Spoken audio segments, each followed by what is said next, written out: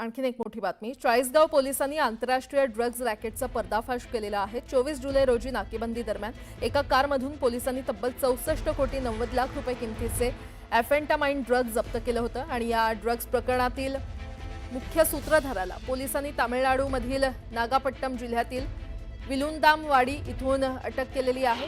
महालिंगम नटराजन असं अटक करण्यात आलेल्या ड्रग्ज माफियाचं नाव आहे। अटक करण्यात आलेला ड्रग्ज माफिया महालिंगम नटराजन आणि त्याची पत्नी विलुंदामवाडी येथील माजी सरपंच, तर दुसरा मुलगा अलेक्स महालिंगम माजी जिल्हा परिषद सदस्य आहे आणि ड्रग्ज वाहतूक करणाऱ्या कार चालक अब्दुल सय्यद याला एका खेपसाठी हवाला मार्गे 10 ते 15 लाख रुपये मिळत असल्याची माहिती समोर आलेली आहे। तर त्यामुळे पोलीस अब्दुल्लाला दिल्ली इथे हवाला रॅकेट देखील तपासणार आहेत। दुसरीकडे पोलिसांनी सर्व संशयित आरोपींची बँक खाती गोठवलेली आहेत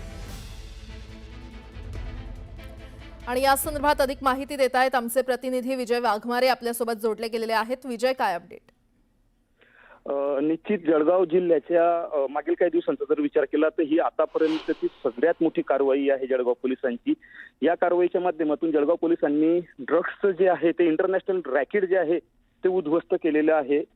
महालिंगम नटराजन हा जो तामिळनाडूतील एक रहिवासी, हा त्या भागातील बडा राजकीय नेता आहे।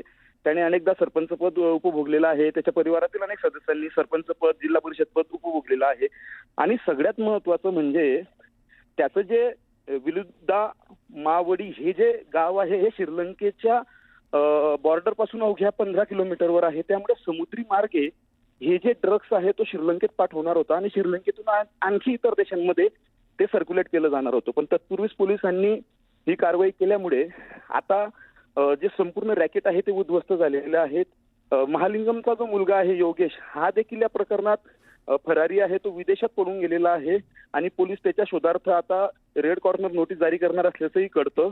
दुसरीकडे हा जो महालिंगम आहे याच्यावर आणि त्याच्या परिवारातील सदस्यांवर याच्यापूर्वीही अनेक एनडीपीएसचे गुन्हे आहेत। जो ड्रायव्हर पकडला गेला होता त्याला एका खेपसाठी 10 ते 15 लाख रुपये दिले जायचे। 15 लाख रुपये महालिंगम जो आहे तो हवाला मार्फत दिल्लीला पाठवायचा। त्यामुळे आता या ड्रग्स प्रकरणानंतर हवाला रॅकेटही समोर आलेलं आहे आणि जळगाव पोलीस आता दिल्लीला जाऊन ते हवाला रॅकेटही कशा पद्धतीने चालत होतं याचा तपास करणार आहेत। या संपूर्ण प्रकरणामध्ये नुकतेच जे नाशिक रेंजचे आयजी आहेत दत्तात्रय कराडे यांनी देखील येऊन सगळी माहिती जाणून घेतली आणि तपासाच्या सूचना या पोलिसांना केलेल्या आहे।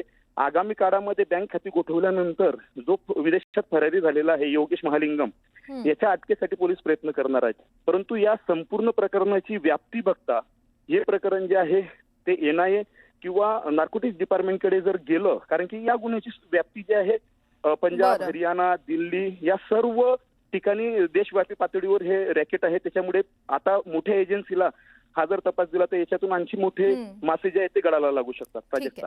विजय, अपडेट घेत राहू। तुर्तास धन्यवाद।